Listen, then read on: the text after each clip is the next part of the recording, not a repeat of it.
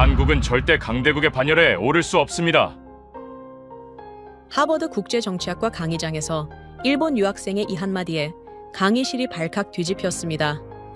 수백 명의 학생들, 5개 대륙, 12개 전공이 뒤섞인 그 자리에서 강대국이라는 단어의 의미가 송두리째 흔들렸습니다. 한국이 일본을 넘어선다니 꿈 깨시죠? 그는 그렇게 코웃음을 쳤습니다. 그런데 말입니다. 단 24시간 뒤 나토의 보고서, IMF의 성장률, MIT의 데이터가 공개되자 모두가 자리에서 얼어붙었습니다. 더 충격적인 건 한국의 수출액이 일본을 추월하고 엔화는 180엔대 붕괴, 나토는 한국과의 협약을 공식 발표했다는 사실이었죠. 도대체 한국은 언제부터 세계의 심장이 된 나라가 된 겁니까?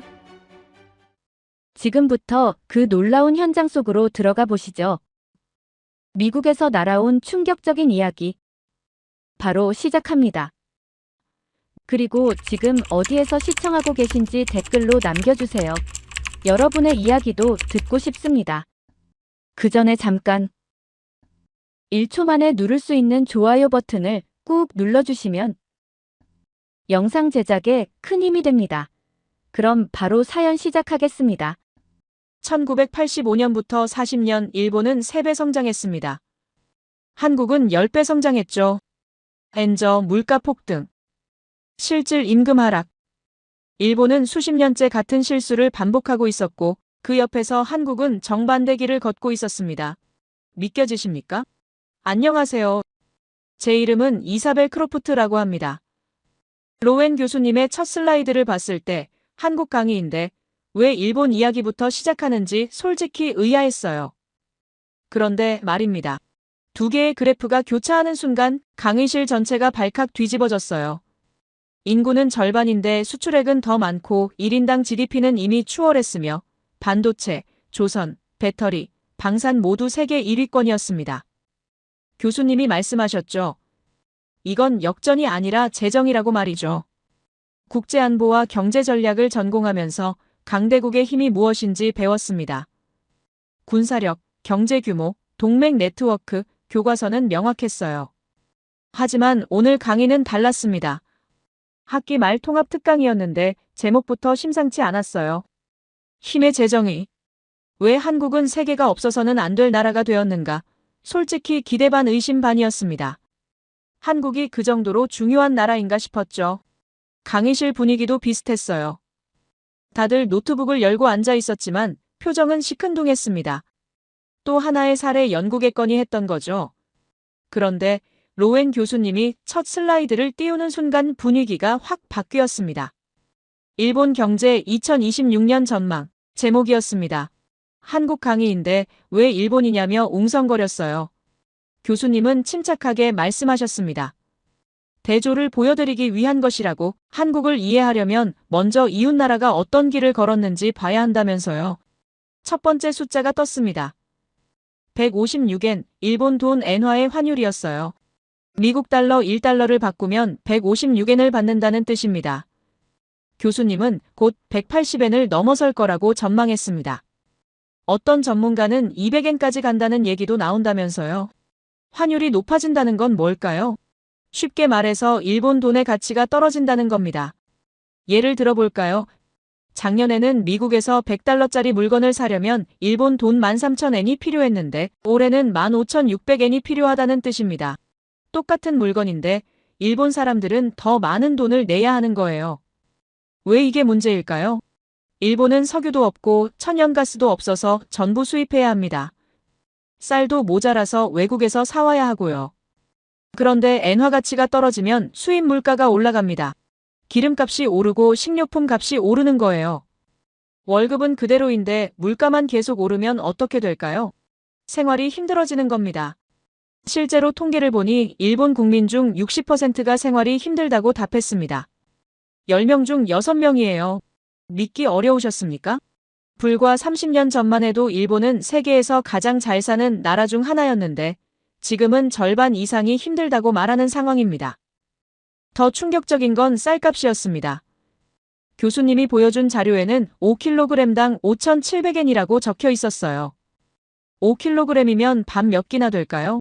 한국 가정 기준으로 한 달치 쌀 양입니다. 그게 5,700엔이면 우리 돈으로 6만 원쯤 됩니다. 작년에는 4,000엔이었는데 올해 5,700엔까지 올랐다는 건 100% 가까이 폭등했다는 뜻이에요. 강의실에서 탄성이 터졌습니다. 쌀값이 2배라니? 말이 됩니까? 일본 서민들 입장에서 생각해 보세요. 작년에 한 달 쌀값으로 3만 원 냈는데 올해는 6만 원 내야 합니다. 월급은 안 올랐는데 쌀값만 2배 올랐어요. 반찬가, 교통비, 전기세도 다 올랐을 겁니다. 그러면 생활이 어떻게 되겠어요? 버티기 힘들죠. 교수님은 이걸 실질임금 하락이라고 설명했습니다. 실질임금이란 내가 받는 월급으로 실제로 살 수 있는 물건의 양을 뜻해요. 명목상 월급은 300만 원인데 물가가 2배 오르면 실질적으로는 150만 원어치만 살 수 있는 겁니다. 일본은 이 실질임금이 30년째 제자리거나 오히려 떨어지고 있다고 합니다. 30년입니다. 한 세대가 지나도록 월급의 가치가 안 올랐다는 뜻이에요. 아버지가 젊었을 때 받던 월급으로 살 수 있던 만큼 아들도 지금 그만큼밖에 못 삽니다. 아니 물가는 올랐으니까 오히려 더 못 사는 거죠. 왜 이런 일이 벌어졌을까요? 교수님은 여러 이유를 설명했는데 가장 큰 건 디지털화 실패였습니다. 디지털화란 종이 문서를 컴퓨터로 바꾸고 사람이 하던 일을 프로그램이 자동으로 하게 만드는 걸 뜻해요. 이게 왜 중요하냐면 같은 일을 훨씬 빠르고 정확하게 할 수 있습니다. 예를 들어볼까요? 한국은행 가면 창구 직원이 컴퓨터로 탁탁 치면 몇 초 만에 송금이 됩니다. 그런데 일본은 아직도 종이에 도장 찍고 팩스 보내는 곳이 많아요. 정부기관도 마찬가지입니다. 같은 일을 하는데 시간이 몇 배 더 걸리는 거예요. 시간이 오래 걸리면 뭐가 문제일까요? 생산성이 떨어집니다. 생산성이랑 같은 시간에 얼마나 많은 가치를 만드느냐는 겁니다. 하루에 10건 처리하는 사람과 100건 처리하는 사람이 있으면 누가 더 값어치가 있을까요? 당연히 100건 처리하는 사람이죠. 그런데 일본은 디지털화가 안 돼서 생산성이 안 올라갑니다. 생산성이 안 오르면 기업 입장에서는 임금을 올려줄 이유가 없어요.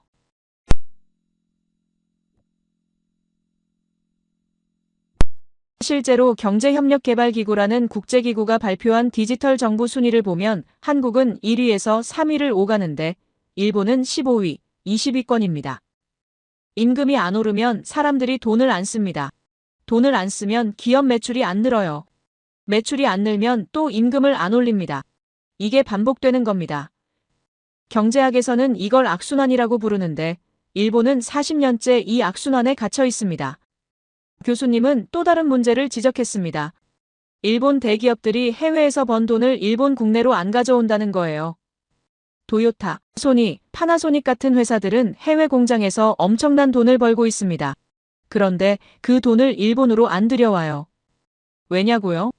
일본 국내에 투자해봐야 수익이 안 나니까요. 공장 지어도 일할 사람 월급은 비싸고 생산성은 낮고 소비자들은 돈을 안 쓰니까 물건이 안 팔립니다. 그래서 해외에서 번 돈을 또 해외에 투자하는 겁니다.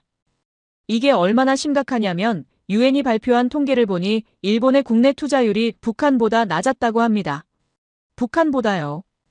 이 말은 일본 기업들이 자기 나라를 믿지 않는다는 뜻이에요. 미래가 없다고 판단한 겁니다. 그래서 어떻게 됐을까요? 돈이 안 도니까 경기가 안 살아납니다. 경기가 안 살아나니까 정부가 돈을 찍어서 풀어요. 국채를 발행한다고 하는데 쉽게 말하면 빚을 내는 겁니다. 그러면 또 엔화 가치가 떨어집니다. 엔화가 떨어지면 또 물가가 오르고요. 이게 계속 반복되는 겁니다. 교수님은 이걸 잃어버린 40년이라고 불렀습니다. 1985년부터 지금까지 40년 동안 일본은 성장을 멈췄다는 뜻이에요. 아니 성장을 멈춘 정도가 아니라 뒷걸음치고 있다고 봐야 합니다. 강의실이 조용해졌습니다. 다들 충격받은 표정이었어요. 일본이 이렇게 무너졌다니? 30년 전만 해도 세계 경제 1등이었는데 말입니다. 그때 교수님이 말씀하셨습니다. 그런데 말입니다. 바로 옆 나라는 완전히 다른 길을 걸었다고. 똑같은 40년 동안 한 나라는 무너졌고 다른 나라는 치솟았다면서요. 화면이 바뀌었습니다. 다음 슬라이드 제목이 떴어요. 대한민국 불가능을 가능으로 만든 나라. 그 순간 알았습니다. 오늘 강의가 왜 일본부터 시작했는지를 가장 극적인 대조를 보여주기 위해서였던 거예요. 1985년 그해 한국은 어땠을까요? 교수님이 새 슬라이드를 띄우셨습니다. 화면 왼쪽에는 일본, 오른쪽에는 한국이 나란히 놓여 있었어요. 1985년 일본 경제 규모 한국의 10배 숫자가 떴습니다. 당시 일본은 한국보다 경제가 10배 컸어요. 10배입니다. 비교 자체가 안 되는 수준이었죠. 그때 일본 사람들은 한국을 어떻게 봤을까요? 교수님은 자료를 보여주셨습니다. 일본 신문 기사였는데 한국을 개발도상국이라고 표현하고 있었어요. 개발도상국이란 뭘까요? 아직 제대로 발전하지 못한 가난한 나라라는 뜻입니다. 실제로 1985년 한국 1인당 소득은 2,300달러였어요. 우리 돈으로 한 달에 20만 원 정도 벌던 시절입니다. 일본은 그때 이미 10,000달러가 넘었고요. 그런데 말입니다. 40년 후를 보시죠. 교수님이 오른쪽 화면을 가리키셨습니다. 2025년 일본 경제 규모 한국의 3배, 10배에서 3배로 줄었습니다. 격차가 엄청나게 좁혀진 거예요. 어떻게 이런 일이 가능했을까요? 교수님은 성장률을 비교해 보여주셨습니다. 1985년부터 40년간 일본은 3배 성장했습니다. 나쁘지 않은 숫자죠. 40년 동안 3배 커졌으니까요. 그런데 한국은 10배 성장했습니다. 10배요. 강의실에서 웅성거림이 퍼졌어요. 10배 성장이라니 이게 가능한 수치입니까? 교수님은 고개를 끄덕이셨습니다. 가능했다고 실제로 일어난 일이라고요. 쉽게 설명해 볼까요? 1985년에 1,000만 원 가진 사람이 있다고 칩시다. 일본식으로 키우면 40년 후에 3,000만 원이 됩니다. 한국식으로 키우면 1억 원이 되는 거예요. 같은 돈을 가지고 시작했는데 결과가 3배 이상 차이 나는 겁니다. 어떻게 이렇게 됐을까요? 교수님은 구체적인 숫자를 보여주셨습니다. 먼저 수출액이었어요. 2025년 한국 수출액 7천억 달러, 일본 수출액 6,500억 달러, 숫자가 나란히 떴습니다. 한국이 더 많았어요. 강의실이 술렁였습니다. 한국 수출액이 일본보다 많다고요? 교수님은 더 중요한 걸 지적하셨어요. 인구를 보시라고요. 일본 인구 1억 2,500만 명, 한국 인구 5,100만 명, 일본 인구가 한국의 2.5배입니다. 그런데 수출액은 한국이 더 많습니다. 이게 무슨 뜻일까요? 교수님이 설명하셨어요. 한국 사람 1명이 일본 사람 2.5명만큼 수출하고 있다는 뜻이라고 1인당으로 계산하면 한국이 2배 반 더 많이 파는 겁니다. 믿기 어려우셨습니까? 30년 전만 해도 한국은 일본 물건 사다 쓰던 나라였는데 말입니다. 그 다음 슬라이드가 떴어요. 1인당 국내 총생산 비교였습니다. 국내 총생산이란 용어가 어렵죠. 쉽게 말하면 국민 한 사람이 1년에 얼마나 버는가를 나타내는 숫자예요. 월급이 높으면 잘 사는 거고 낮으면 못 사는 겁니다. 2025년 한국 1인당 국내 총생산 35,000달러, 일본 1인당 국내 총생산 33,000달러, 거의 비슷했어요. 아니, 한국이 조금 더 높았습니다. 이게 얼마나 놀라운 일인지 아십니까? 1990년대만 해도 한국은 일본의 3분의 1 수준이었는데 40년 만에 따라잡은 겁니다. 어떤 학생이 손을 들었어요. 그게 정말 맞는 숫자냐고, 한국이 일본만큼 잘 산다는 게 믿기지 않는다면서요. 교수님은 국제통화기금 자료라고 하셨습니다. 국제통화기금이란 세계 각국 경제를 감시하는 국제기구예요. 여기서 발표한 공식 통계라는 겁니다. 그럼 뭘 팔아서 이렇게 됐을까요? 교수님이 산업별로 보여주셨습니다. 첫 번째가 반도체였어요. 세계 메모리 반도체 시장 점유율, 삼성전자 42.3%, SK하이닉스 27.8%, 합계 70%, 70%입니다. 세계에서 만들어지는 메모리 반도체 10개 중 7개가 한국산이라는 뜻이에요. 메모리 반도체가 뭐냐고요? 스마트폰, 컴퓨터, 모든 전자기기에 들어가는 핵심 부품입니다. 이게 없으면 기계가 작동을 안 해요. 일본은 어떻습니까? 교수님이 물으셨습니다.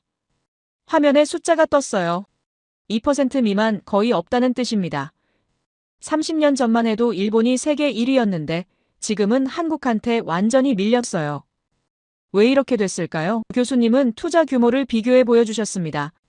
삼성전자가 평택에 지은 반도체 공장 투자액이 120조 원이라고 합니다. 120조예요. 이게 얼마나 큰 돈이냐면 웬만한 나라 1년 예산보다 많은 겁니다. 일본 기업들은 그 정도 투자를 못합니다. 왜냐고요? 미래가 불확실하니까 큰돈 걸기가 무섭죠. 그런데 한국 기업들은 과감하게 투자했어요. 안 되면 죽고 되면 산다는 각오로 밀어붙인 겁니다. 결과가 어떻습니까? 세계 시장을 장악했습니다. 두 번째는 조선업이었어요. 조선업이란 배 만드는 산업입니다. 교수님이 특별한 배를 보여주셨어요. 액화천 연가스 운반선이라는 거였습니다. 액화천 연가스 운반선이 뭘까요? 천 연가스를 영하 163도로 얼려서 나르는 배예요. 왜 얼리냐고요? 부피를 600분의 1로 줄일 수 있기 때문에. 그래야 많이 실어 나를 수 있습니다. 그런데 이 배는 아무나 못 만들어요. 영하 163도면 철판이 유리처럼 깨집니다. 특수 소재로 만들어야 하고 기술도 엄청나게 어렵죠.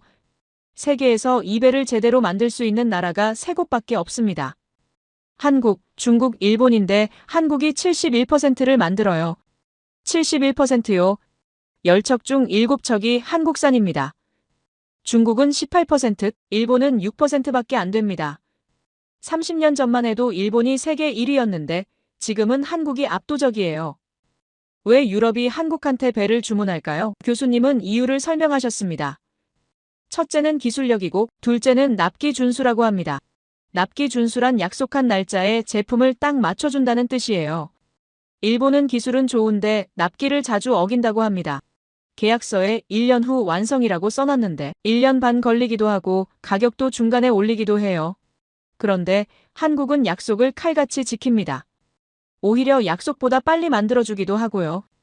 유럽 입장에서는 누구한테 주문하겠어요? 당연히 믿을 수 있는 한국이죠. 그래서 한국 조선소에 주문이 밀려 있다고 합니다. 지금 계약하면 3년 후에나 받을 수 있대요. 세 번째는 배터리였습니다. 전기차 배터리 말이에요. 요즘 자동차가 휘발유 대신 전기로 달리잖아요. 그 심장이 배터리입니다. 세계 전기차 배터리 시장 점유율, LG 에너지솔루션, 삼성 SDI, SK온 합계 48%, 거의 절반입니다. 유럽에서 파는 전기차 2대 중 1대는 한국산 배터리가 들어가요. 독일 벤츠, BMW, 폭스바겐 전부 한국 배터리 씁니다. 일본은 12%밖에 안 돼요.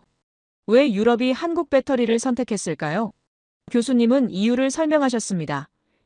유럽연합에는 탄소 발자국 규정이라는 게 있대요. 탄소 발자국이란 제품 만들 때 이산화탄소를 얼마나 배출했는지를 뜻합니다. 지구온난화를 막으려면 이산화탄소를 줄여야 하죠. 한국은 배터리 만들 때 친환경 에너지를 많이 써서 탄소 발자국이 적습니다. 그런데 중국은 석탄 발전소에서 나온 전기로 만들어서 탄소 발자국이 한국의 2배예요. 유럽 규정에 걸립니다. 그래서 한국 배터리를 선택하는 겁니다. 네 번째는 방위산업이었어요. 방위산업이란 무기 만드는 산업입니다. 교수님이 보여준 자료에는 한국이 세계 9위라고 나와 있었습니다. 9위면 대단한 거 아니냐고요? 엄청나게 대단합니다. 기술도 어렵고 신뢰도 있어야 해요. 전쟁터에서 고장나면 사람이 죽으니까요. 최근 몇 년 사이에 폴란드가 한국 K9 자주포를 1000문이나 샀습니다. 자주포란 스스로 움직이면서 포를 쏘는 무기예요. 1000문이면 엄청난 양입니다. 노르웨이는 천국 미사일을 샀고요. 루마니아는 K2 전차를 샀습니다. 이 나라들은 전부 북대서양조약기구 회원국입니다. 북대서양조약기구란 미국 중심의 군사동맹이에요. 원래는 미국 무기를 사야 하는데 한국 무기를 산 겁니다. 왜일까요? 교수님은 3가지 이유를 들었습니다. 첫째, 성능이 좋고, 둘째, 가격이 저렴하고, 셋째, 빨리 준다는 거예요. 미국 무기는 비싸고 몇 년씩 기다려야 하는데 한국 무기는 싸고 빠릅니다. 그래프가 화면에 떴습니다. 파란색 선이 일본, 빨간색 선이 한국이었어요. 1985년에는 파란색이 훨씬 위에 있었습니다. 10배 차이였으니까요. 그런데 선들이 점점 가까워지더니 2000년대 중반쯤 교차했습니다. 교차하는 순간이었어요. 강의실 전체가 숨을 죽였습니다. 그리고 빨간색이 파란색을 넘어서서 위로 치솟았어요. 이게 뭘 의미하는지 아십니까? 한국이 일본을 추월했다는 뜻입니다. 교수님이 말씀하셨습니다. 이건 단순한 경제 지표가 아니라고 150년 역사의 역전이라고요. 1910년에는 일본이 한국을 식민지로 만들었습니다. 35년 동안 지배했어요. 해방된 후에도 한국은 가난했고 일본은 잘 살았습니다. 그 관계가 150년 동안 이어졌던 겁니다. 갑을 관계라는 말 아십니까? 갑은 위에 있는 사람, 을은 아래에 있는 사람을 뜻해요. 예를 들어 사장님이 갑이고 직원이 을입니다. 힘센 사람이 갑이고 약한 사람이 을이죠. 150년 동안 일본은 갑이었고 한국은 을이었습니다. 일본은 한국을 자기 밑에 있는 나라로 봤어요. 함부로 대하기도 했고요. 그런데 지금은 어떻습니까? 수출액도 한국이 더 많고 1인당 소득도 비슷하고 첨단 산업은 한국이 앞서고 있습니다. 갑을 관계가 뒤바뀌는 겁니다. 이제 한국이 갑이 되고 일본이 을이 되는 거예요. 일본 입장에서 이게 얼마나 충격적이겠어요?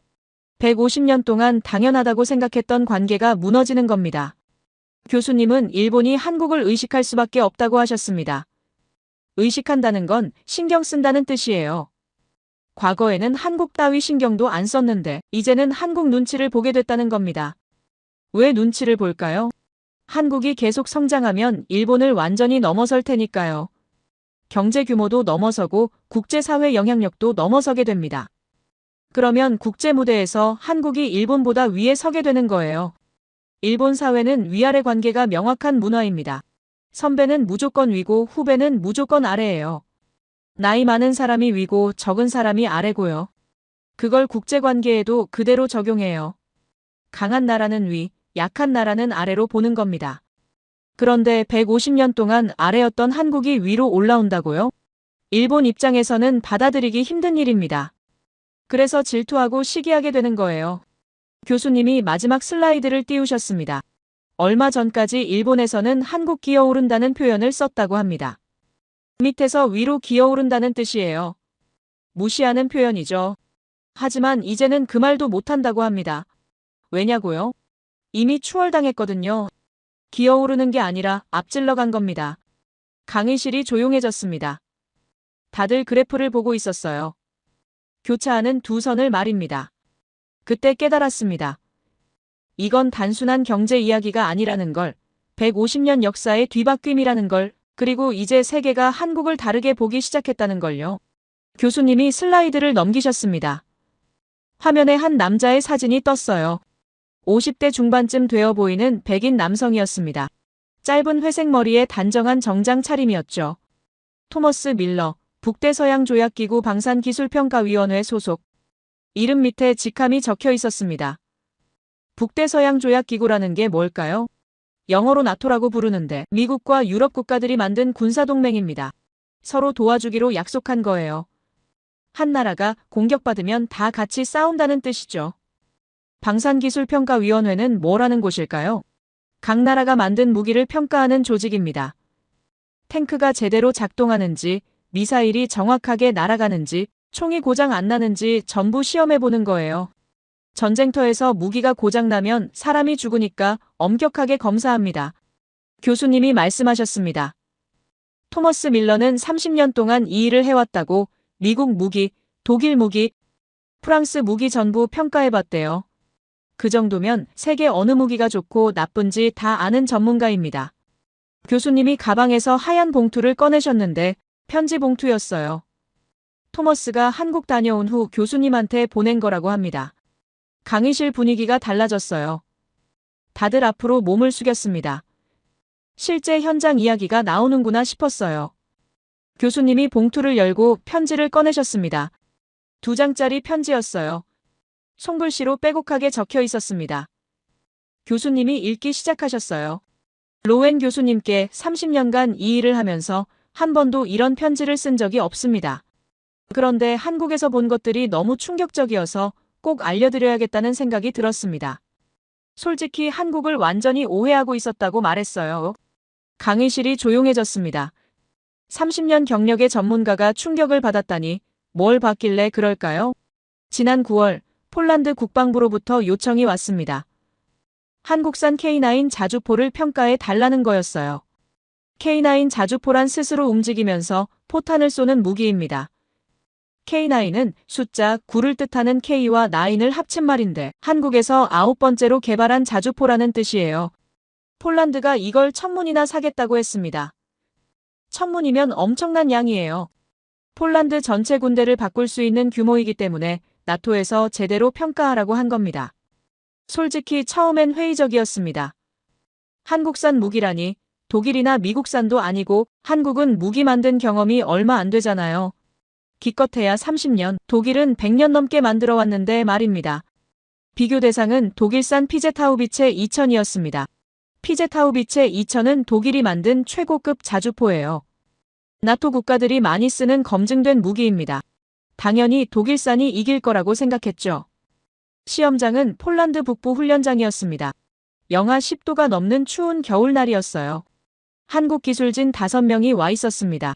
다들 40대쯤 돼 보이는 엔지니어들이었죠. 첫 번째 시험은 기동성이었습니다. 기동성이란 얼마나 빨리 움직이느냐는 거예요. 전쟁터에서는 쏘고 빨리 이동해야 합니다. 가만히 있으면 적한테 당하기 때문이죠. 독일산이 먼저 시험했습니다. 시속 60km로 달리더니 정해진 위치에 멈췄어요. 나쁘지 않았습니다. 그 다음 K9 차례였는데 시속 70km로 달렸습니다. 더 빨랐어요. 게다가 정지 후 발사 준비 시간이 30초였습니다. 이미 2단계에서 K9이 앞섰습니다. 하지만 진짜 시험은 사격이었어요. 두 번째 시험은 명중률이었습니다. 40km 떨어진 표적을 맞춰야 했어요. 40km면 서울에서 인천까지 거리입니다. 그 먼 곳에 있는 관역을 포탄으로 맞춰야 하는 거예요. 독일산이 먼저 쐈습니다. 10발 중 8발 명중했어요. 80%입니다. 훌륭한 성적이죠. K9이 쐈습니다. 10발 중 9발 명중했습니다. 90%예요. 주변에 있던 폴란드 장교들이 웅성거렸습니다. 한국산이 독일산을 이겼다고 하지만 진짜 놀라운 건 세 번째 시험이었습니다. 세 번째 시험은 연속 사격이었습니다. 1분에 몇 발을 쏠 수 있느냐는 거예요. 독일산은 1분에 5발 쐈습니다. 업계 표준이에요. K9은 1분에 6발 쐈습니다. 더 놀라운 건 3분 동안 쉬지 않고 15발을 쐈다는 겁니다. 독일산은 과열 때문에 중간에 식혀야 하는데 K9은 계속 쐈어요. 냉각 시스템이 뛰어난 거죠. 시험이 끝났을 때 폴란드 장교들이 박수를 쳤습니다. 한국 기술진들은 담담한 표정이었어요. 당연한 결과라는 듯이 말입니다. 그날 저녁 한국 기술진 책임자와 이야기를 나눴습니다. 어떻게 이렇게 만들었냐고 물었죠. 그는 간단하게 대답했습니다. 약속을 지키려고 최선을 다했다고. 약속이요? 무슨 뜻이냐고 다시 물었습니다. 그는 설명했어요. 폴란드와 계약할 때 성능 보장서를 썼다고. 명중률 90% 이상, 연사속도 분당 6발 이상, 이동속도 시속 70km 이상, 이걸 못 지키면 계약금을 돌려줘야 한다면서요. 그래서 밤낮으로 시험했대요. 영하 40도 추위에서도 시험하고, 영상 50도 더위에서도 시험하고, 비 오는 날도 시험하고, 눈 오는 날도 시험했다고 합니다. 모든 환경에서 약속한 성능이 나와야 했기 때문이죠. 독일 기업들은 그렇게 안 합니다. 표준 환경에서만 시험하고 실전에서 문제 생기면 그때 고치죠. 하지만 한국은 달랐습니다. 아예 문제가 안 생기게 만드는 거예요. 이틀 후 노르웨이로 이동했습니다. 이번에는 천국 미사일을 평가하러 갔어요. 천국 미사일은 하늘을 지키는 궁전이란 뜻인데 적 미사일을 요격하는 무기입니다. 적이 미사일을 쏘면 우리가 미사일로 막는 거예요. 비교 대상은 미국산 패트리엇이었습니다. 패트리엇은 세계에서 가장 유명한 방공 미사일이에요. 걸프전 때 이라크 미사일을 막아서 유명해졌죠. 가격은 한 발에 400만 달러, 우리 돈으로 50억 원쯤 됩니다. 천궁은 한 발에 270만 달러라고 합니다. 패트리엇보다 30% 싸요. 그런데 싸면 성능이 떨어지는 거 아니냐고요? 저도 그렇게 생각했습니다. 시험장은 노르웨이 북부 산악지대였습니다. 바람이 세게 부는 곳이에요. 표적은 시속 2000km로 날아오는 모의 미사일이었습니다. 엄청나게 빠른 속도죠. 패트리엇이 먼저 시험했습니다. 5발 중 4발 명중했어요. 80%입니다. 훌륭한 성적입니다. 천궁이 쐈습니다. 5발 중 5발 전부 명중했어요. 100%예요. 노르웨이 장교들이 놀랐습니다. 100% 요격이라니, 게다가 천궁은 동시에 여러 표적을 맞출 수 있었어요. 패트리엇은 한 번에 하나만 맞추는데 천궁은 한 번에 8개까지 맞춥니다. 왜 이렇게 성능이 좋냐고 물었습니다. 한국기술진은 설명했어요. 북한 때문이라고. 북한은 서울에서 50km밖에 안 떨어져 있습니다. 미사일 날아오면 3분이면 도착해요. 3분 안에 막아야 합니다. 그래서 빠르고 정확하게 만들 수밖에 없었대요. 절박함이 기술을 만든 겁니다. 미국은 저기 멀리 있으니까 여유가 있어요. 하지만 한국은 여유가 없습니다. 그래서 100%를 목표로 만든 거예요. 마지막 날 한국 회사 공장을 방문했습니다. 서울 근처 판교라는 곳이었어요. 한화디펜스라는 회사였습니다. 한화디펜스는 한국 최대 방산 기업이에요. 공장에 들어갔을 때 놀랐습니다. 밤 10시였는데 불이 환하게 켜져 있었고 이렇게 늦게까지 일하냐고 물었습니다. 납기를 맞춰야 한다고 대답하더군요. 독일 공장은 오후 5시면 문 닫습니다. 주말도 쉬고요. 그래서 납기가 자주 늦어져요. 계약서에 2년이라고 써놨는데 3년 걸리기도 합니다. 고객들이 불평하지만 어쩔 수 없다고 하죠. 한국은 달랐습니다. 약속한 날짜보다 2주 일찍 줬다고 합니다. 2주 빨리요. 보통은 늦는 게 당연한데 오히려 빨리 준 거예요. 폴란드가 깜짝 놀랐대요. 왜 이렇게 하냐고 물었습니다. 한국 직원이 대답했어요. 약속은 반드시 지켜야 한다고 회사 창립 때부터 내려오는 원칙이래요. 약속을 어기면 신뢰를 잃고 신뢰를 잃으면 회사가 망한다는 겁니다. 그 말을 듣고 깨달았습니다. 한국 무기가 왜 팔리는지를. 기술이 좋아서만이 아니었어요. 약속을 지키니까 팔리는 겁니다. 유럽 국가들이 가장 중요하게 여기는 게 뭔지 아십니까? 신뢰입니다. 미국은 강하지만 변덕스럽습니다. 대통령 바뀌면 정책이 바뀌어요. 독일은 기술은 좋지만 느립니다. 중국은 싸지만 믿을 수 없어요. 러시아는 정치적으로 복잡하고요. 한국은 약속을 지킵니다. 계약서에 쓴 대로 정확히 줍니다. 성능도 보장하고 납기도 지키고 가격도 안 올립니다. 그래서 유럽이 선택하는 겁니다. 30년 동안 무기를 평가하면서 이런 나라는 처음 봤습니다. 기술이 아니라 신뢰가 무기인 나라, 한국은 약속의 나라였습니다. 교수님, 한국을 다시 봐야 합니다. 제가 틀렸습니다. 한국은 작은 나라가 아니었습니다. 토머스 밀러 올림, 편지가 끝났습니다. 강의실이 조용했어요. 30년 경력의 전문가가 인정한 나라, 약속을 무기로 만든 나라. 그 순간 알았습니다. 왜 세계가 한국을 선택하는지를. 힘이 아니라 신뢰 때문이라는 걸요. 편지를 다 읽은 교수님이 다음 슬라이드를 띄우셨습니다. 토머스가 찍어온 사진이었어요. 한화디펜스 공장 내부 모습이었습니다. 밤 10시 30분, 사진 왼쪽 위에 시각이 찍혀 있었어요. 그런데 공장 안이 환했습니다.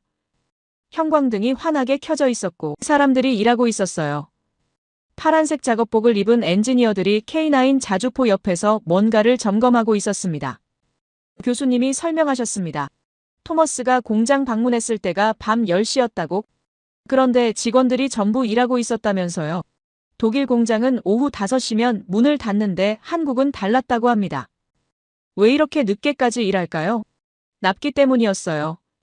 납기란 약속한 날짜에 제품을 준다는 뜻입니다. 폴란드와 계약할 때 2027년 12월까지 K9 1000문을 준다고 약속했대요. 1000문이면 엄청난 양입니다. 하루에 한 대씩 만들어도 3년 걸리는 양이에요. 그런데 계약 기간은 2년 반밖에 안 됩니다. 어떻게 맞출까요? 공장을 풀가동해야 합니다. 주말도 없고 밤낮도 없이 돌려야 해요. 독일은 어떻게 할까요? 계약서에 2년이라고 써놔도 실제로는 3년 걸립니다. 노동법 때문에 야근을 못 시키고 주말엔 무조건 쉬어야 해요. 그래서 늦어지는 겁니다. 고객이 불평하면 미안하다고 하죠. 하지만 어쩔 수 없다고 합니다. 한국은 달랐습니다. 약속한 날짜를 반드시 지켰어요. 토머스 편지에 따르면 오히려 2주 일찍 줬다고 합니다. 계약서에 12월이라고 써놨는데 11월에 준 거예요. 폴란드가 놀랐대요. 어떻게 이게 가능했을까요? 교수님이 두 번째 사진을 보여주셨습니다. 조립 라인 사진이었어요. K9 자주포가 일렬로 늘어서 있었습니다. 마치 자동차 공장처럼 컨베이어 벨트 위에서 조립되고 있었어요. 이게 핵심입니다. 교수님이 말씀하셨어요. 한국은 무기를 자동차 만들듯이 만든다고 대량 생산 시스템을 도입한 겁니다. 독일은 아직도 장인이 하나하나 수작업으로 만들어요. 품질은 좋지만 느립니다. 한국은 공정을 표준화했습니다. 표준화란 누가 해도 같은 결과가 나오게 만드는 겁니다. 1번 공정, 2번 공정, 3번 공정 순서를 정확히 정해놓고 그대로 따라하는 거예요. 그러면 빠르고 정확하게 만들 수 있습니다. 세 번째 사진이 떴습니다. 시험장 사진이었어요. K9이 포탄을 쏘고 있었습니다.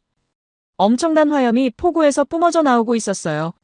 토머스가 직접 본 시험이었습니다. 폴란드 북부 훈련장에서 K9과 독일산 피제타우비체 2000을 비교했대요. 피제타우비체 2000은 독일이 만든 최고급 자주포입니다. 나토 국가들이 많이 쓰는 검증된 무기예요. 결과가 어땠을까요? 교수님이 표를 띄우셨습니다. 이동속도 피제타우비체 시속 60km, K9 시속 70km, 명중률 피제타우비체 80%, K9 90%, 연사속도 피제타우비체 분당 5발, K9 분당 6발. 모든 항목에서 K9이 이겼습니다. 강의실에서 탄성이 터졌어요. 독일 무기를 이겼다니, 독일은 무기 강국인데 말입니다. 그때였습니다. 뒷좌석에서 손이 올라갔어요. 동양계 남학생이었습니다. 20대 초반쯤 되어 보였어요. 안경을 쓰고 있었고 표정이 굳어 있었습니다. 교수님이 물으셨어요. 질문 있습니까? 학생이 일어섰습니다. 제 이름은 유토입니다. 오사카에서 왔고 경제학을 전공하고 있습니다. 일본 억양이 섞인 영어였어요. 유토가 말했습니다. 교수님 말씀 잘 들었는데 한 가지 짚고 싶은 게 있습니다. 한국 무기가 성능이 좋다고 하셨는데 핵심 부품은 어디서 만들어지는지 아십니까? 강의실이 조용해졌습니다. 유토가 계속 말했어요. K9 자주포에 들어가는 엔진, 독일산입니다. 변속기도 독일산이고요. 포신에 쓰는 특수강, 일본산입니다. 화력 통제 장치에 들어가는 반도체, 미국산입니다. 결국 조립만 한국에서 하는 거 아닙니까? 유토의 목소리에 날이 서 있었어요. 핵심 기술은 전부 외국산인데 한국 무기라고 할 수 있습니까? 강의실이 술렁였습니다. 그럴싸한 반박이었어요. 실제로 부품이 외국산이면 조립만 하는 거 아닌가 싶었습니다. 교수님은 침착하게 대답하셨어요. 좋은 질문입니다. 유토 학생, 맞습니다. 초기 모델에는 외국산 부품이 많이 들어갔습니다. 하지만 지금은 다릅니다. 교수님이 새 슬라이드를 띄우셨어요. K9 국산화율 변화 추이였습니다. 2009년 국산화율 60%, 2015년 국산화율 80%, 2021년 국산화율 95%, 지금은 95%가 한국산입니다. 교수님이 설명하셨어요. 엔진도 한국에서 만들고, 변속기도 한국에서 만들고, 포신도 한국에서 만듭니다. 유토가 다시 손을 들었습니다. 하지만 그 기술 자체는 원래 외국 기술 아닙니까? 일본이나 독일 기술을 베낀 거죠? 교수님이 고개를 저으셨어요. 베낀 게 아닙니다. 라이선스를 사서 개량한 겁니다. 라이선스란 기술 사용권을 돈 주고 산다는 뜻이에요. 합법적으로 배운 거죠. 그리고 개량했습니다. 원래 독일 엔진보다 출력을 20% 높였어요. 무게는 10% 줄였고요. 이건 베끼기가 아니라 발전시킨 겁니다. 유토의 얼굴이 붉어졌습니다. 하지만 근본적으로는 외국 기술 기반이지 않습니까? 한국 독자 기술이라고 할 수 없지 않습니까? 교수님이 잠시 생각하시더니 말씀하셨습니다. 유토 학생, 그럼 일본은 어떻습니까? 메이지 유신 때 서양 기술 배운 거 아닙니까? 철도, 조선, 제철 기술 전부 영국과 독일에서 배웠죠. 그럼 일본 기술도 독자 기술이 아닌 겁니까? 강의실이 조용해졌습니다. 유토가 입을 다물었어요. 교수님이 계속하셨습니다. 기술 발전은 원래 배우고 개량하는 과정입니다. 미국도 영국 기술 배웠고, 독일도 프랑스 기술 배웠고, 일본도 서양 기술 배웠습니다. 중요한 건 그걸 얼마나 빨리 자기 것으로 만드느냐는 겁니다. 한국은 10년 만에 국산 화율을 60에서 95로 올렸습니다. 이건 기술을 배운 게 아니라 소화해서 자기 것으로 만든 겁니다. 유토가 자리에 앉았어요. 표정이 불편해 보였습니다. 교수님이 다음 슬라이드를 넘기셨어요. 노르웨이 시험장 사진이었습니다. 천궁 미사일이 하늘로 솟아오르고 있었어요. 천궁 미사일 이야기를 해보죠. 교수님이 말씀하셨어요. 천궁은 적 미사일을 요격하는 무기입니다. 적이 미사일을 쏘면 우리가 미사일로 막는 거예요. 비교 대상은 미국산 패트리엇이었습니다. 패트리엇은 세계에서 가장 유명한 방공 미사일이에요. 한 발에 400만 달러입니다. 우리 돈으로 50억 원쯤 되죠. 천궁은 한 발에 270만 달러입니다. 패트리엇보다 30% 싸요. 그런데 성능은 어떨까요? 교수님이 시험 결과를 보여주셨습니다. 명중률, 패트리엇 80%, 천궁 100%. 동시 요격 능력, 패트리엇 1개, 천궁 8개. 천궁이 모든 면에서 앞섰습니다. 가격은 싸고 성능은 좋았어요. 노르웨이가 선택한 이유였습니다. 왜 한국이 이렇게 만들 수 있었을까요? 교수님이 설명하셨어요. 절박함 때문이라고. 북한은 서울에서 50km밖에 안 떨어져 있습니다. 미사일이 날아오면 3분이면 도착해요. 3분 안에 막아야 합니다. 단 한 발도 놓치면 안 됩니다. 그래서 100% 요격을 목표로 만든 거예요. 미국은 저기 멀리 있으니까 여유가 있지만 한국은 여유가 없었습니다. 절박함이 기술을 만들었습니다. 교수님이 정리하셨어요. 한국은 생존을 위해 무기를 만들었고 그 무기가 세계 최고가 된 겁니다. 마지막 슬라이드가 떴습니다. 토머스가 한국 엔지니어와 찍은 사진이었어요. 두 사람이 악수하고 있었습니다. 토머스는 웃고 있었고 한국 엔지니어는 담담한 표정이었어요. 교수님이 토머스 편지의 마지막 문장을 다시 읽으셨습니다. 한국은 기술이 아니라 신뢰가 무기인 나라였습니다. 신뢰, 그 단어가 강의실에 울렸습니다. 약속을 지키는 나라. 납기를 앞당기는 나라. 성능을 보장하는 나라. 유토는 고개를 숙이고 있었어요. 반박하려다가 오히려 더 명확해진 진실 앞에서 말입니다. 그 순간 깨달았습니다. 한국의 힘은 기술만이 아니라는 걸, 약속을 지키는 문화, 그게 진짜 무기였다는 걸요. 교수님이 잠시 물을 마시셨습니다. 그리고 새 슬라이드를 띄우셨어요. 화면에 건물 사진이 나타났습니다. 보스턴에 있는 매사추세츠 공과대학교 슬론 경영대학원 건물이었어요. 지난달 이곳에서 흥미로운 세미나가 있었습니다. 교수님이 말씀하셨어요. 세계 경제의 미래 리스크를 주제로 한 긴급 세미나였다고 합니다. 참석자 명단이 화면에 떴습니다. 각국 중앙은행 고위 관계자, 월스트리트 헤지펀드 대표, 유럽 주요 기업 최고 경영자, 전 세계 경제를 움직이는 사람들이 모인 자리였어요. 200명이 넘는 인원이었습니다. 주제가 뭐였냐고요? 교수님이 슬라이드를 넘기셨어요. 2026년 세계 경제 최대 리스크, 대공황은 어디서 시작되는가? 제목이었습니다. 강의실이 조용해졌어요. 대공황이라니 심상치 않은 주제였습니다. 발표자는 데이비드 윌슨이라는 사람이었습니다. 세계은행 수석 이코노미스트 출신이고 현재 프린스턴 국제경제연구소 소장이라고 합니다. 경제학계에서는 그의 말 한마디가 시장을 움직인다고 해요. 데이비드 윌슨이 발표한 내용이 뭐였을까요? 교수님이 설명하셨습니다. 지난 6개월간 글로벌 공급망 시뮬레이션을 돌렸다고 해요. 공급망이란 제품을 만들어서 파는 전체 과정을 뜻합니다. 부품 만들고, 조립하고, 운송하고, 판매하는 모든 단계죠. 시뮬레이션이란 컴퓨터로 미래를 예측해보는 겁니다. 만약 어떤 일이 일어나면 어떻게 되는지 계산하는 거예요. 데이비드 윌슨 팀은 2026년에 세계 대공황을 촉발할 수 있는 단일 변수를 찾으려고 했습니다. 단일 변수란 딱 하나의 원인을 뜻해요. 하나가 무너지면 전체가 무너지는 그런 약점 말입니다. 예상 시나리오는 3가지였어요.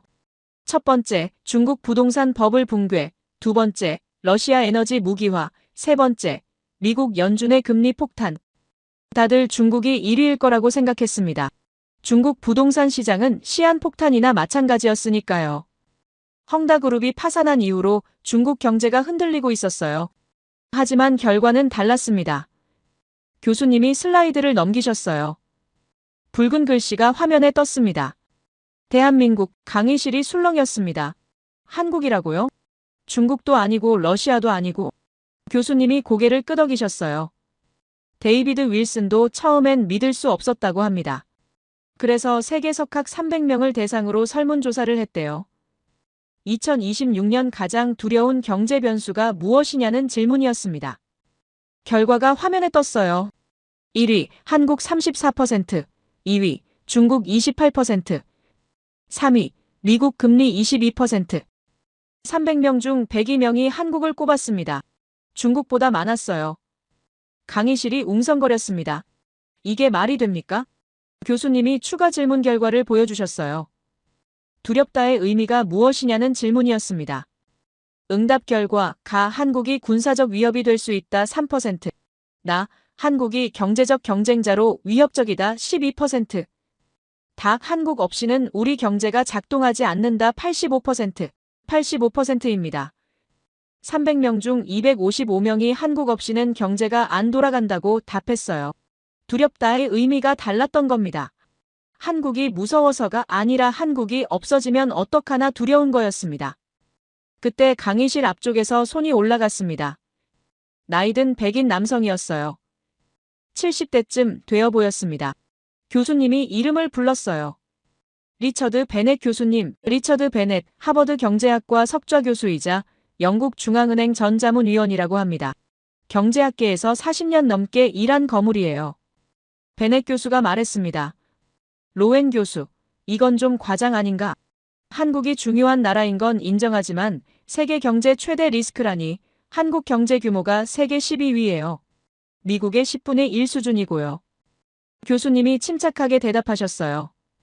베넷 교수님, 경제 규모와 영향력은 다릅니다. 지금부터 보여드릴 시뮬레이션을 보시면 이해하실 겁니다. 베넷 교수가 팔짱을 꼈습니다.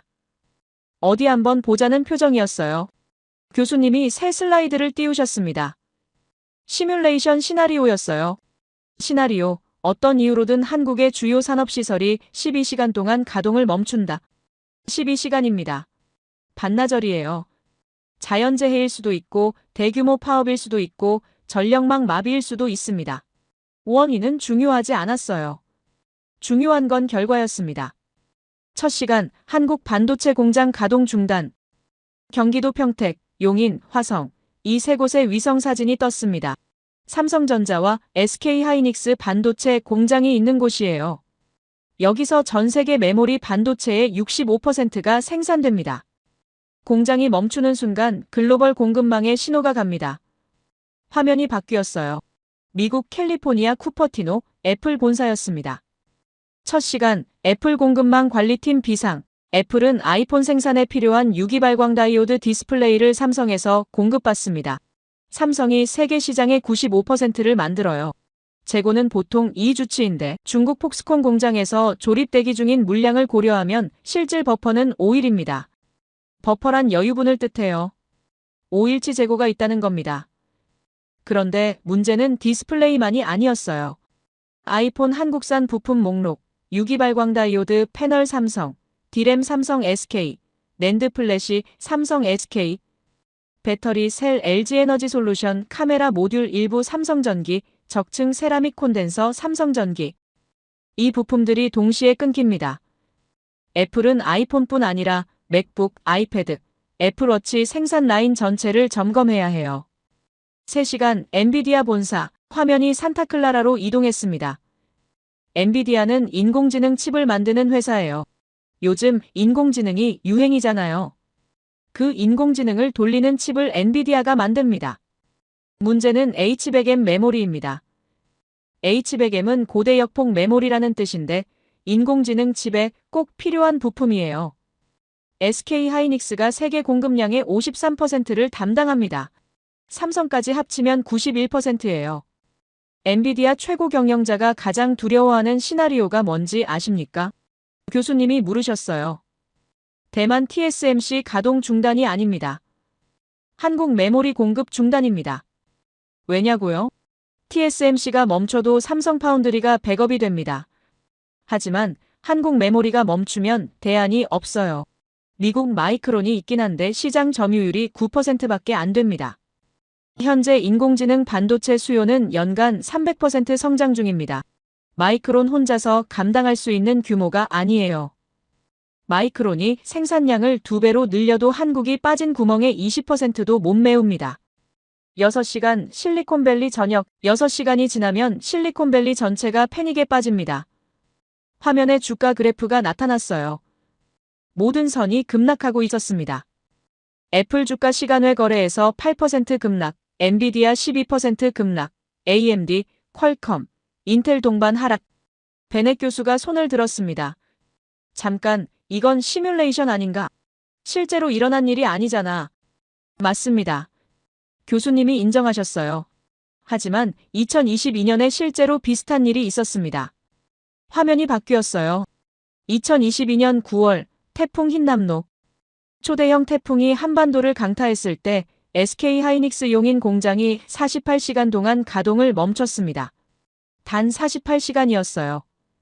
그런데 그 48시간 동안 글로벌 메모리 반도체 현물가가 15% 뛰었습니다.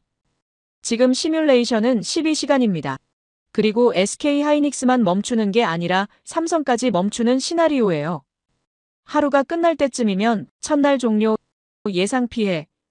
미국 빅테크 시가총액 증발 4,200억 달러.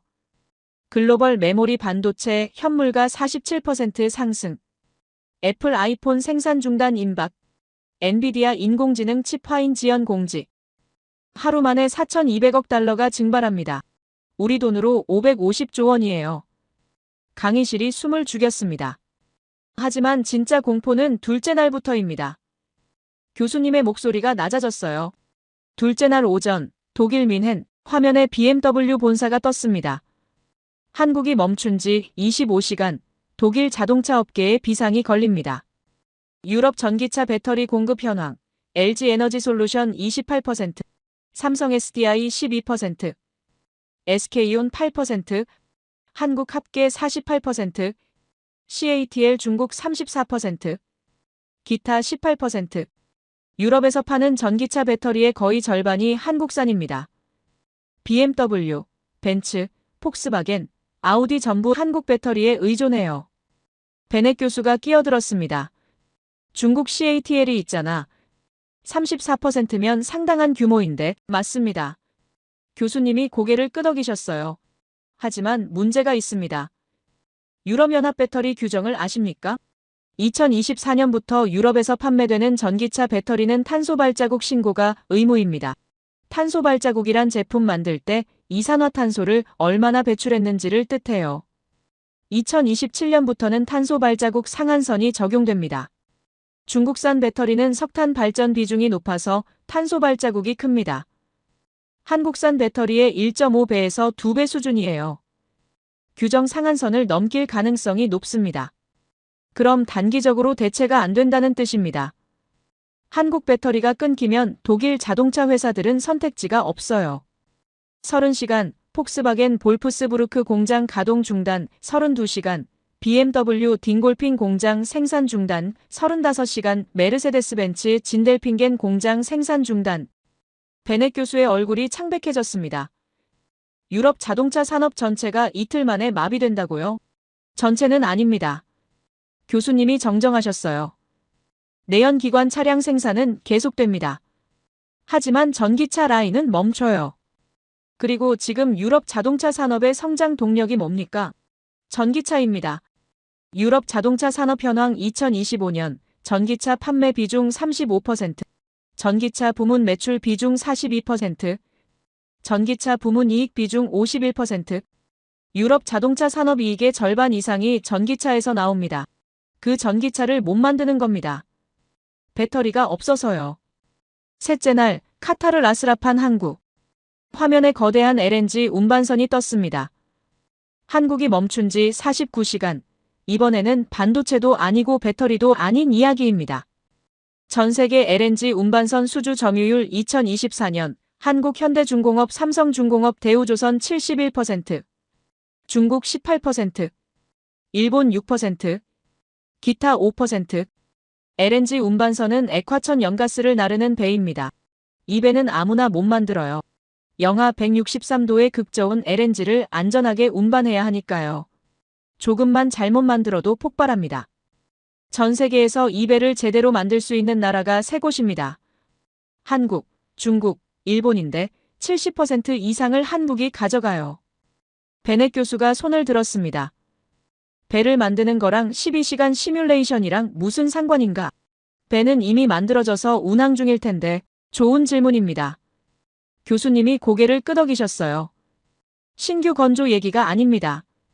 유지보수 얘기예요. LNG 운반선 유지보수 현황. 연간 필수 정비 선박당 평균 2회.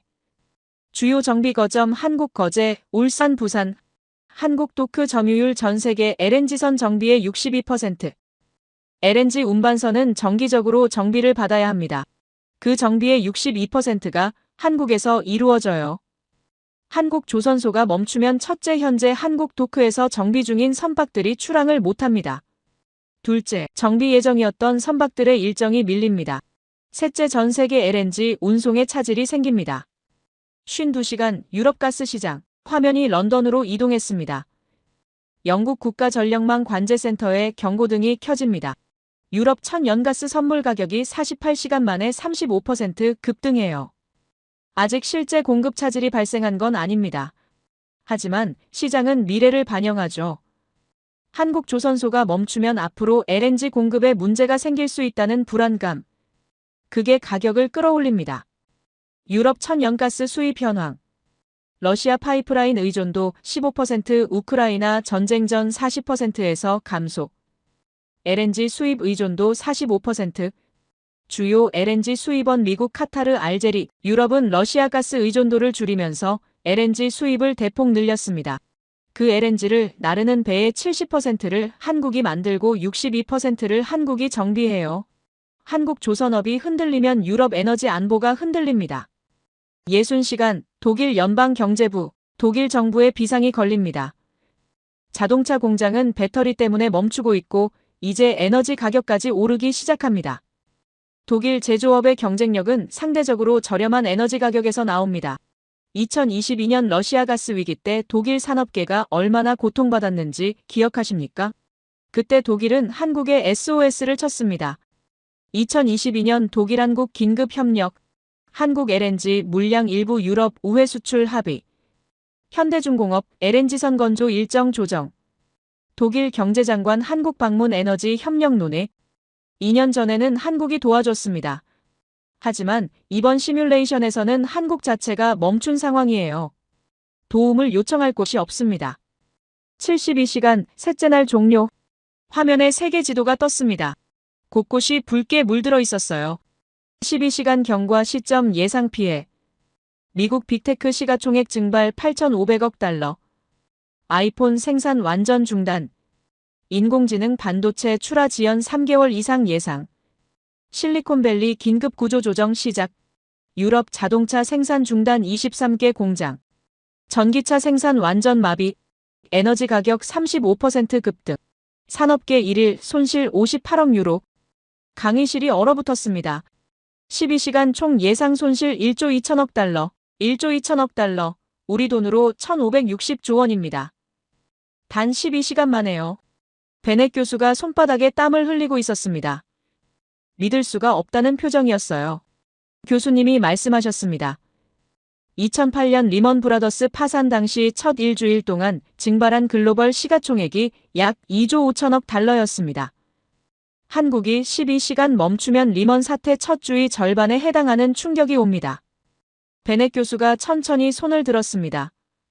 로엔 교수, 그럼 대안은 있는가? 한국을 대체할 방법이 있나? 교수님이 고개를 저으셨어요. 단기적으로는 없습니다. 한국을 대체하려면 최소 5년에서 10년이 걸립니다. 메모리 반도체 마이크론이 생산량을 2배로 늘려도 5년 걸립니다. 배터리 유럽이 노스볼트 키우려고 하는데 7년 걸립니다. LNG 운반선 중국이 따라오려면 10년 걸립니다. 그 5년에서 10년 동안 세계 경제가 버틸 수 있을까요? 교수님이 물으셨어요. 제 답은 아니오입니다. 베넷 교수가 자리에서 일어섰습니다. 그의 손이 떨리고 있었어요. 로엔 교수, 한 가지만 묻겠네. 도대체 어떻게 된 일인가? 1953년 한국은 폐허였네. 국토의 80%가 파괴됐고 1인당 GDP는 67달러였어. 당시 아프리카 평균보다 낮았다고. 그런 나라가 70년 만에 세계 경제의 심장이 됐다는 건가? 교수님이 새 슬라이드를 띄우셨습니다. 흑백 사진이었어요. 1953년 서울 모습이었습니다. 폐허가 된 도시, 굶주린 아이들, 무너진 건물들, UN 보고서가 화면에 떴어요. 한국은 영원히 원조에 의존할 것이다. 1950년대 UN 경제 보고서, UN은 한국이 절대 자립할 수 없을 거라고 예측했습니다. 교수님이 말씀하셨어요. 틀렸습니다. 화면이 바뀌었어요. 현대의 서울, 반짝이는 마천루들, 삼성 본사, 현대차 공장, 70년 후 한국은 세계 12위 경제대국이 됐습니다. 1인당 GDP 67달러에서 35,000달러로 500배 이상 성장했어요. 어떻게 가능했을까요? 교수님이 물으셨습니다. 자원이 풍부해서 아닙니다. 한국에는 석유도 없고 천연가스도 없습니다. 인구가 많아서 아닙니다. 5천만입니다. 중국의 40분의 1이에요. 땅이 넓어서 아닙니다. 남한 면적은 10만 제곱킬로미터입니다. 캘리포니아의 4분의 1이에요. 자원도 없고 인구도 적고 땅도 좁습니다. 그런데 어떻게 세계 경제의 핵심이 됐을까요? 교수님이 답했습니다. 정신입니다. 한국 사람들에게는 특별한 정신이 있습니다. 나라가 망하면 안 된다는 정신. 이게 뿌리입니다. 다른 나라도 애국심이 있죠. 하지만 한국의 그것은 차원이 다릅니다.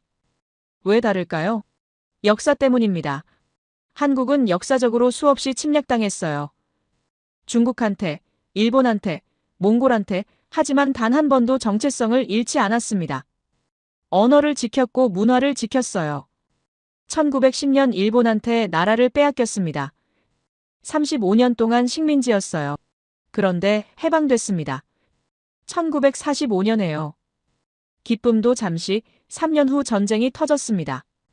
1950년 한국전쟁, 3년 동안 싸웠어요. 남과 북으로 갈라졌습니다. 전쟁이 끝났을 때 남한은 폐허였어요. 먹을 것도 없고 집도 없고 공장도 없었습니다. 그때 한국 사람들이 뭘 했을까요? 포기하지 않았습니다. 다시 일어섰어요. 왜냐고요? 나라가 망하면 안 되니까요. 또 빼앗기면 안 되니까요. 1960년대 한국 노동자들은 하루 16시간씩 일했습니다. 독일 광산에 광부로 갔어요. 중동의 건설 노동자로 갔습니다. 피와 땀으로 외화를 벌어왔어요. 1970년대 세계가 비웃을 때 포항제철을 지었습니다. 세계은행이 불가능하다고 했어요. 그래도 지었습니다. 지금 그 회사가 세계 5위 철강 기업입니다. 1980년대 일본이 깔볼 때 현대차가 미국 시장에 진출했습니다. 한국차는 장난감이지 조롱받았어요. 그래도 팔았습니다. 지금 현대차가 세계 3위입니다. 1990년대 모두가 무모하다고 할 때 삼성이 반도체에 올인했습니다. 일본 기업들이 시장을 장악하고 있었어요. 그래도 뛰어들었습니다. 지금 삼성이 세계 1위입니다. 1997년 외환위기가 왔습니다. 나라가 파산 직전까지 갔어요. 국제통화기금한테 구제금융을 받아야 했습니다. 전 세계가 한국을 아시아의 병자라고 불렀죠. 그때 한국 사람들이 뭘 했을까요? 금 모으기 운동을 했습니다. 집에 있는 금반지, 금목걸이 전부 내놨어요. 나라 빚을 갚으려고요. 할머니들이 결혼반지를 내놨습니다. 젊은 엄마들이 돌반지를 내놨어요. 왜 그랬을까요? 나라가 망하면 안 되니까요. 우리 자식들이 또 식민지로 살면 안 되니까요. 4년 만에 빚을 다 갚았습니다. 국제통화기금이 놀랐어요. 보통 10년 걸리는데 4년 만에 갚았다고요. 2008년 금융위기가 왔습니다. 세계가 무너졌어요. 하지만 한국은 버텼습니다. 2020년 팬데믹이 왔습니다. 세계가 멈췄어요. 하지만 한국은 계속 움직였습니다. 위기가 올 때마다 한국은 강해졌습니다. 왜일까요? 위기를 기회로 만드는 민족이니까요. 조상들이 그렇게 가르쳤습니다. 무너져도 일어나고 실패해도 다시 도전하고 불가능을 가능으로 만들라고요. 그 정신이 기술이 됐습니다. 약속을 지키는 문화가 됐어요. 납기를 앞당기는 시스템이 됐습니다. 세계 최고 품질을 만드는 DNA가 됐어요. 그리고 한국은 이 기술을 다른 나라를 위해 썼습니다. 폴란드가 러시아 위협받을 때 무기를 줬어요. 노르웨이가 방공망 필요할 때 미사일을 줬습니다. 유럽이 에너지 위기일 때 LNG선을 만들어줬어요. 우리라는 마음가짐으로 진심을 다했습니다. 왜냐고요? 한국도 도움받았으니까요. 1950년대 유엔군이 와서 도와줬습니다. 1960년대 미국이 원조해줬어요. 1997년 국제통화기금이 구제금융 줬습니다. 도움받은 나라는 갚아야 합니다. 한국식으로 갚는 겁니다. 최고 품질로 약속 지키면서 진심 다해서요. 그래서 세계가 한국을 선택합니다. 믿을 수 있으니까요. 그래서 세계가 한국을 두려워합니다. 한국 없이는 못 사니까요. 베넷 교수가 천천히 박수를 치기 시작했습니다. 강의실 전체가 일어나서 박수를 쳤어요. 5분 넘게 이어졌습니다. 그 순간 깨달았습니다. 한국은 단순히 경제대국이 아니라는 걸, 불굴의 정신이 만든 기적이라는 걸, 그리고 그 기적이 이제 세계를 지탱하고 있다는 걸요. 박수가 잦아들었습니다. 교수님이 물을 한 모금 마시시더니 새 슬라이드를 띄우셨어요. 단 한 문장이 화면에 떴습니다. 힘이란 무엇입니까? 간단한 질문이었습니다. 하지만 강의실이 조용해졌어요. 다들 생각에 잠겼습니다. 교수님이 말씀하셨어요. 국제정치학을 배울 때 우리는 힘을 어떻게 정의합니까? 전통적인 답이 화면에 떴습니다. 전통적 힘의 정의, 군사력 더하기 경제 규모. 맞습니다. 군대가 강하고 경제가 크면 힘이 세다고 배웠어요. 미국이 강대국인 이유는 세계 최강 군대를 가졌고 경제 규모가 세계 1위니까요. 중국이 부상하는 이유는 군대를 키우고 경제가 커지니까요. 이 공식으로 보면 한국은 어떻습니까? 교수님이 물으셨어요. 한국 군사력 세계 6위, 한국 경제 규모 세계 12위. 나쁘지 않습니다. 하지만 압도적이지도 않아요. 6위와 12위면 중간 정도 강국이죠. 그런데 아까 이야기했듯이 매사추세츠 공과대학교 시뮬레이션에서는 한국이 12시간만 멈춰도 세계 경제가 1조 2천억 달러 피해를 본다고 했습니다. 이게 말이 됩니까? 군사력 6위, 경제 규모 12위인 나라가 어떻게 세계 경제 최대 리스크가 됩니까? 베넷 교수가 손을 들었어요. 로웬 교수, 그게 바로 내가 이해 못하는 부분이네. 한국은 분명 중간 규모 국가인데 영향력은 초강대국 수준이야. 어떻게 된 일인가? 좋은 질문입니다. 교수님이 미소 지으셨어요. 바로 그 지점에서 우리는 힘의 개념을 다시 생각해야 합니다. 전통적 정의가 틀렸다는 게 아닙니다. 불완전하다는 겁니다. 군사력과 경제 규모는 여전히 중요해요. 하지만 그게 전부는 아닙니다. 21세기 새로운 힘의 요소가 있습니다. 교수님이 슬라이드를 넘기셨어요. 새로운 힘의 정의, 신뢰 더하기 속도 더하기 일관성, 신뢰, 속도, 일관성, 세 단어가 화면에 떴습니다. 신뢰란 뭘까요? 약속을 지키는 능력입니다.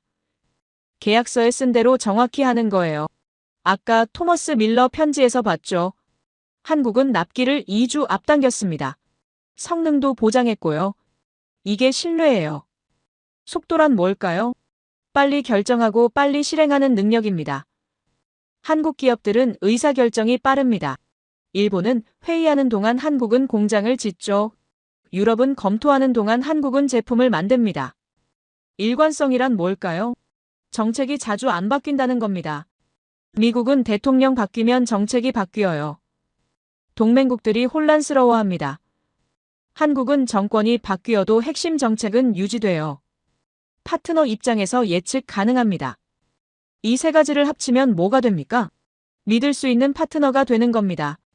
교수님이 새 자료를 보여주셨어요.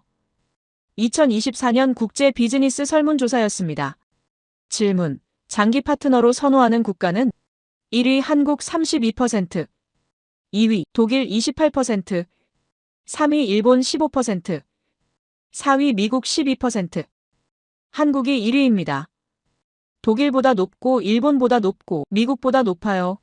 응답자는 유럽과 아시아 기업 최고 경영자 500명이었습니다. 왜 한국을 선택했을까요? 세부 이유가 나왔습니다.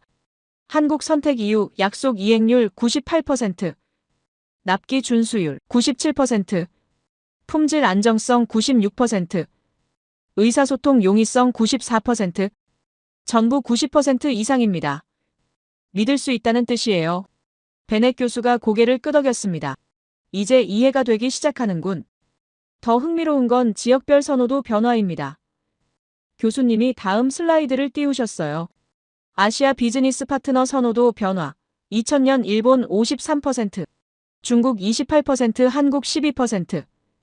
2025년 한국 45%, 일본 23%, 중국 18%. 25년 만에 완전히 뒤바뀌었습니다.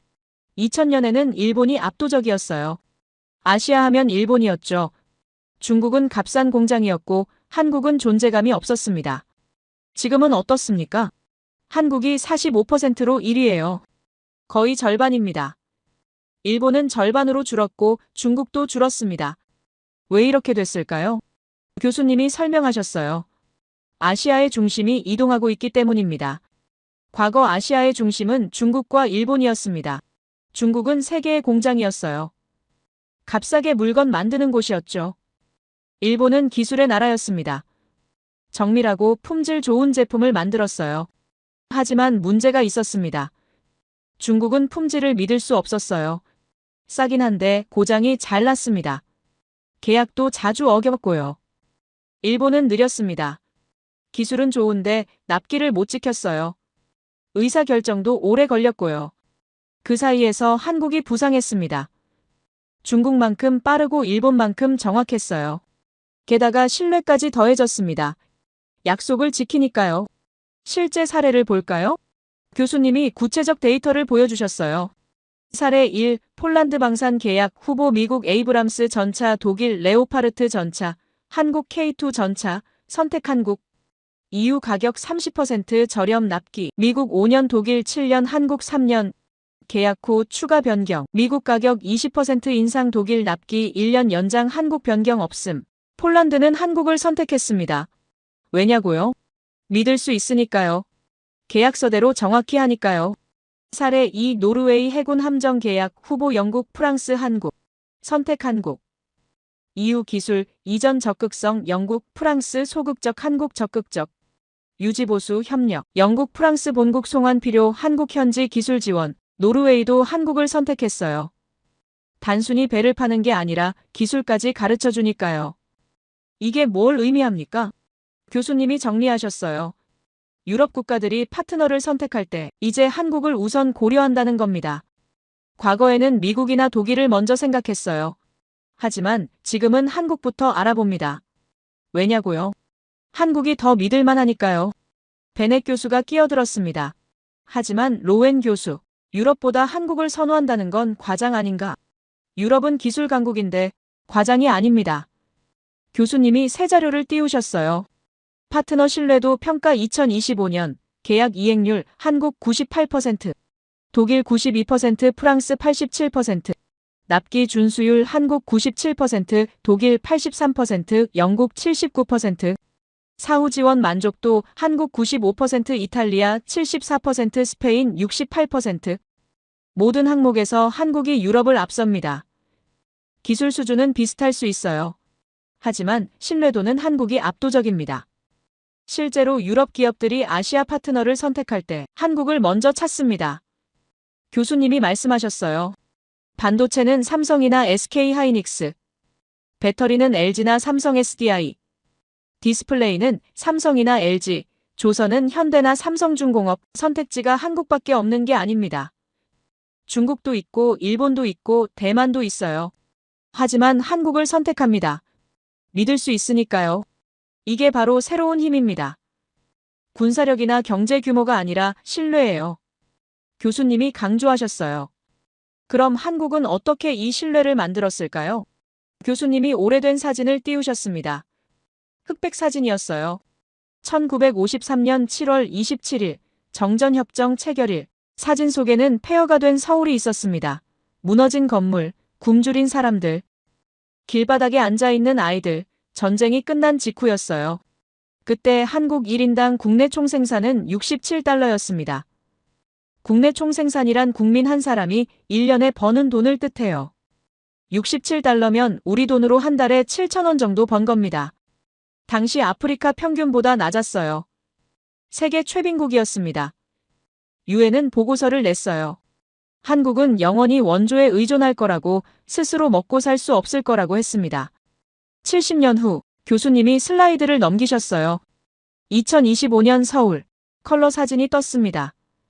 밤하늘을 찌를 듯한 마천루들, 환하게 빛나는 도시, 강남대로를 가득 메운 자동차들, 한강 위로 솟은 고층 빌딩들 같은 도시입니다.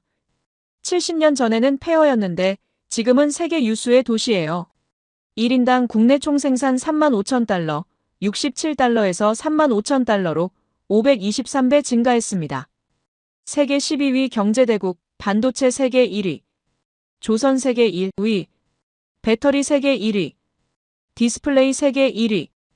어떻게 이게 가능했을까요? 교수님이 물으셨어요. 기적이라고 말하기엔 너무 체계적입니다. 운이라고 하기엔 너무 지속적이에요. 답은 정신입니다. 아까 이야기했듯이 한국 사람들에게는 특별한 정신이 있습니다. 나라가 망하면 안 된다는 정신, 다시는 빼앗기면 안 된다는 정신, 이 정신이 기술이 됐고, 이 기술이 신뢰가 됐으며, 이 신뢰가 힘이 됐습니다. 한국이 세계 경제의 심장이라는 건 그런 뜻입니다. 한국이 멈추면 세계가 멈춰요. 미국도 멈추고, 유럽도 멈추고, 아시아도 멈춥니다. 크기가 중요한 게 아닙니다. 심장은 몸에서 제일 큰 기관이 아니에요. 하지만 제일 중요한 기관입니다. 한국이 그렇습니다. 경제 규모는 12위지만 영향력은 1위예요. 군사력은 6위지만 신뢰도는 1위입니다. 이게 새로운 힘입니다. 21세기의 힘이에요. 눈시울이 뜨거워지는 걸 느꼈습니다. 70년 전 폐허 사진과 지금 서울 야경이 겹쳐 보였어요. 그 순간 깨달았습니다. 힘이란 크기가 아니라는 걸, 신뢰라는 걸, 그리고 한국은 그 신뢰로 세계를 움직이고 있다는 걸요. 교수님이 학생들을 둘러보셨습니다. 국제사회와의 약속을 지키고 있어요. 이 나라는 세계가 설계한 틀을 부쉈고 제약이 오히려 돌파구가 됐습니다. 이것이 한국이 세계에 제시한 새로운 문명이라고요. 강의가 끝났습니다. 하지만 일어날 수가 없었어요. 옆 학생들도 마찬가지였습니다. 교수님이 강단을 내려오셨어요. 학생들이 하나둘 일어나 박수를 치기 시작했습니다. 며칠이 지났습니다. 도서관에 앉아 노트를 펼쳤어요. 지난 강의 내용이 빼곡히 적혀 있었습니다. 미국을 향해서는 힘만이 정의가 아니라는 걸 배웠으면 합니다. 세계를 향해서는 한국의 방식을 주목해 달라고 말하고 싶어요.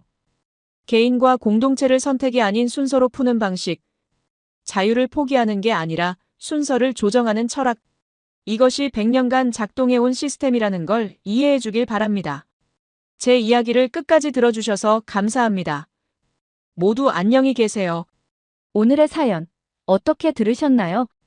참 묘하죠. 숫자와 그래프, 그리고 국제회의 속 이야기인데도 왠지 가슴이 뜨거워지는 건 단순히 경제나 기술의 문제가 아니라 사람의 마음이 있었기 때문인 것 같아요. 누군가는 불가능이라 했고 또 누군가는 우연이라 했지만 그 모든 걸 가능으로 바꾼 건 결국 믿음과 약속이 아니었을까요? 지금도 어딘가에서 누군가는 그 약속을 지키기 위해 늦은 밤 불을 밝히고 있겠죠. 결국 힘이란 숫자가 아니라 지켜야 한다는 마음에서 시작되는 게 아닐까 싶습니다. 여러분은 어떻게 생각하시나요? 여러분의 생각을 아래 댓글에 남겨주세요. 여러분의 생각을 아래 댓글에 남겨주세요. 그리고 감동적인 사연을 주변 사람들과 공유하고 함께 이야기 나눠보세요. 마지막으로 1초밖에 걸리지 않는 구독과 좋아요, 알림 설정은 영상 제작에 큰 힘이 됩니다. 지금까지 감동을 담아 여러분께 진심을 전하는 감동담기였습니다. 오늘 하루도 행복한 하루 보내세요.